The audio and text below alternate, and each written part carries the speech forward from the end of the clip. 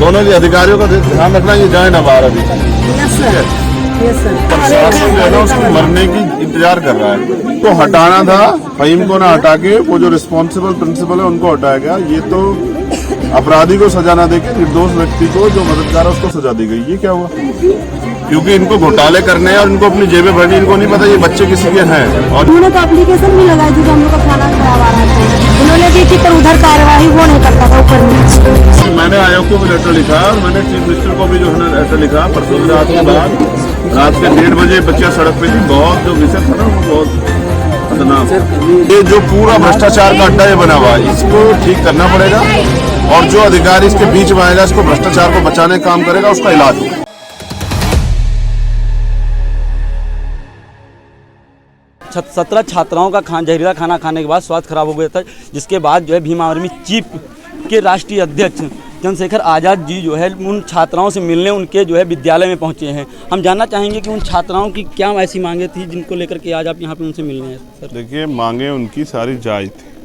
उनकी पहली मांग ये थी कि यहाँ जो खाना है वो अच्छा नहीं मिलता है और वो उस खाने में कीड़े चीटे, हड्डियाँ, चूहे के दांत, पता नहीं क्या क्या वो सब चीज़ें, और वो खाना बासी आता है। पर अभी 3 दिन पहले जिस खाने से बच्चों की तबीयत खराब हुई वो खाना बदबूदार था।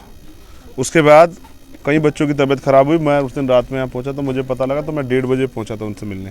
मैंने उनसे रिक्वेस्ट की थी कि आप हॉस्टल लौट जाओ, हम इन सभी चीज़ों पे बात करके कार्रवाई कराएंगे।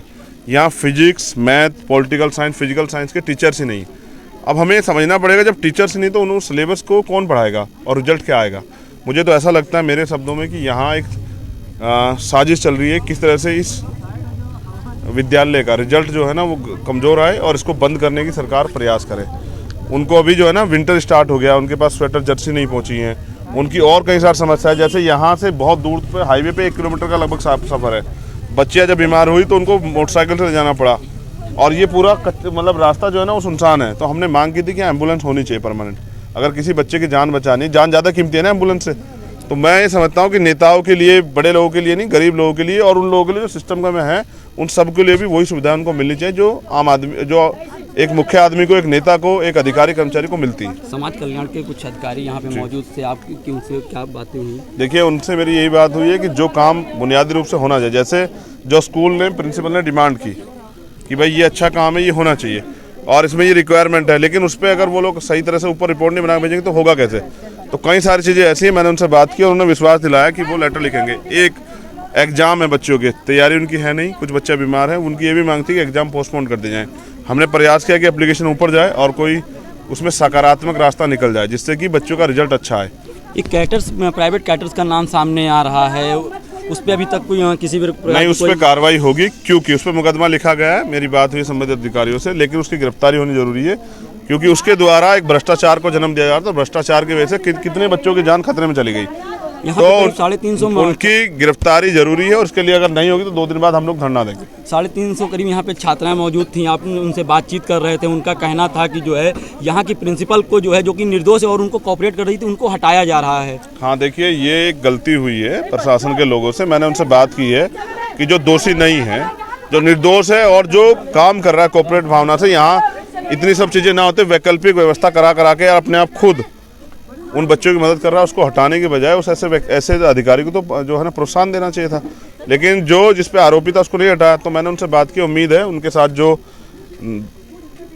बिना जानकारी के कुछ गलतियां होगी उनको सुधार किया जाए। ऐसे में जो छात्राओं की 4 मांगे हैं, हाँ। अगर प्रशासन उन बातों को नहीं मानता है तो चंद्रशेखर आज़ाद जी क्या करें? आप जानते हैं मैं क्या करता हूँ, बताने की जरूरत ही नहीं। मैं भी जानता हूँ और आप भी जानते हैं और सब लोग जानते हैं।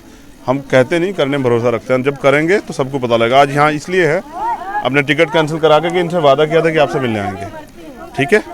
तो उम्मीद ये है कि सरकार प्यार से मान जाए, वरना लखनऊ में भी वही देखने को मिलेगा जो दूसरे प्रदेशों में अपने हक अधिकार की लड़ाई लड़ते हुए हमें करना पड़ता है। तो ये थे हमारे साथ भीम आर्मी चीफ के चंद्रशेखर आज़ाद जी। इनका कहना कि अगर प्रशासन इनकी बात नहीं सुनता है और इन छात्राओं की उचित मांगे नहीं मानता है तो आने वाले समय में ये इससे भी बड़ा प्रदर्शन करेंगे इन छात्राओं के साथ। क्या एक अच्छी प्रिंसिपल है, उनको हटा दिया जिन्होंने इनकी मदद की एप्लीकेशन, जो इनकी डिमांड थी वो एप्लीकेशन जा रही थी, वहाँ से पैसों से मंगवाया हम लोग के लिए। फहीम को हटाना था, फहीम को ना हटा के वो जो रिस्पॉन्सिबल प्रिंसिपल है उनको हटाया गया। ये तो अपराधी को सजा ना देके निर्दोष व्यक्ति को जो मददगार है उसको सजा दी गई। ये क्या हुआ? नहीं, कभी कभी आते हैं। हाँ, कभी आता है बेटा, यहाँ कोऑपरेटिव को ऑर्डर कर दिया गया। यहाँ पे आते हैं, उस दिन आते जिस दिन लड़कियाँ निकालना चाहती है, सब लड़कियाँ यहाँ से चली गई थी, तब यहाँ पे आए थे। क्योंकि मैंने इसको यही नहीं सिर्फ बहुत दूर तक जो है ना वो किया। मैं परसों रात में 1:30 बजे नाश्ता लेके आते ये हैं। बच्चियाँ अगर इनको कुछ हो जाएगा, कोई हादसा, कौन जिम्मेदार होगा? आप सब लोग की नौकरी जाएगी, आपको सभी अभी एहसास नहीं जो है ना उसको मरने की इंतजार कर रहा है, क्योंकि इनको घोटाले करने हैं और इनको अपनी जेबें भरनी। इनको नहीं पता ये बच्चे किसी के हैं और इनकी जान भी इतनी कीमती इतनी इनके बच्चों की है। ये जो यहाँ हो रहा है ना, ये जो पूरा भ्रष्टाचार का अड्डा ये बना हुआ है, इसको ठीक करना पड़ेगा और जो अधिकारी इसके बीच में आएगा, इसको भ्रष्टाचार को बचाने का काम करेगा, उसका इलाज होगा। आप यहाँ पे देख रहे हैं कि जो है एक जो प्रिंसिपल इन बच्चों को गाइड कर रही थी, कोऑपरेट कर रही थी, उस प्रिंसिपल को हटा करके एक नए प्रिंसिपल को नियुक्त किया जा रहा मैंने है। उनसे जो संबंधित अधिकारी उनसे बात की है कि जिसको हटाना था उसको ना हटा के एक अच्छी निर्दोष मैम को हटाया। जो प्रधानाचार्य थी उनको क्यों हटाया गया, तो उन्होंने वो भी जवाब देंगे। और कई समस्याएं हैं, जैसे मैंने एम्बुलेंस की मांग की थी कि यहाँ होना चाहिए, रात को बच्चों को दिक्कत है, वो नहीं आई है, ठीक है। और भी कई चीज, जैसे फिजिक्स और मैथ के टीचर्स नहीं है, पॉलिटिकल साइंस के टीचर्स नहीं है, फिजिकल एजुकेशन टीचर नहीं है, और एक तरह से एग्जाम है। जब बच्चों के पास टीचर नहीं होंगे, सिलेबस नहीं पढ़ा जाएगा, तो वो रिजल्ट क्या आने वाला है? तो जानबूझ के ये बंद हो जाए। दोनों ही अधिकारियों का ध्यान रखना, ये जाए ना बाहर अभी। Yes sir, yes sir. कल भी एग्जाम लगा है स्कूल के। हाँ, कल भी एग्जाम है। आप ये सोचिए कि ये बच्चे पढ़ेंगे नहीं सिलेबस को, तो उनका रिजल्ट क्या आएगा? कल को ये कहेंगे रिजल्ट खराब है, तो उसको बंद कर देना चाहिए। ये कोई मोहित अग्रवाल कैटर्स है और ये सारा जो प्रोपगंडा है ना, इसको बंद कराने का है, क्योंकि वंचित वर्ग के जो गरीब तबके के लोग हैं वो इसमें एजुकेशन ले रहे हैं। उनको एजुकेशन ना मिले, उनके रास्ते रुक जाए, ये महिलाएं फिर उनकी तरक्की का रास्ता रुक के ये बच्चियां गांव देहात में जाके मजदूरी करें, ये पूरा सिस्टम बनाया गया। अब इनका इलाज होना जरूरी है, जो ऐसा काम कर रहे हैं उसके लिए मैं यहाँ हूँ। और मैं अपने टिकट भी आज रात के कैंसिल कराऊंगा। मैं कल सुबह यही बैठूंगा, मैं पूछूंगा अधिकारियों से क्या मजाक चल रहा है।